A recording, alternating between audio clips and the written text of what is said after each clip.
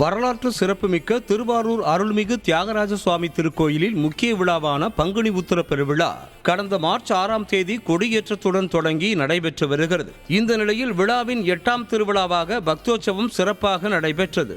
இதனையொட்டி அருள்மிகு விநாயகர், சுப்பிரமணியர், சண்டிகேஸ்வரர் ஆகிய சுவாமிகள் வண்ண மலர்களால் அலங்கரிக்கப்பட்டு பூஜைகள் நடைபெற்றன. இதேபோல சைவ சமய நாயன்மார்களில் முதன்மையானவர்களான சுந்தரர், சம்பந்தர், அப்பர், மாணிக்கவாசகர் மற்றும் அதிகார நந்திகேஸ்வரர் ஆகிய சுவாமிகளுக்கு அலங்காரம் செய்து தீபாராதனை நடைபெற்றது. தொடர்ந்து விநாயகர், சுப்பிரமணியர், சண்டிகேஸ்வரர் ஆகிய சுவாமிகள் யாகசாலையில் எழுந்தருளி தீபாராதனை முடித்துக் கொண்டு நால்வருடன் தேவார இசையுடனும் அடியார்கள் புடைசூழ ஆலயத்தில் இருந்து புறப்பட்டு நடவாகன தெரு, சன்னதி தெரு வழியாக வந்து தேரடி அருகே கோடி தீபாராதனை நடைபெற்று 4 ராஜ வீதிகளிலும் வீதி உலா வந்தது. இதில் ஏராளமானோர் கலந்து கொண்டு வழிபட்டனர்.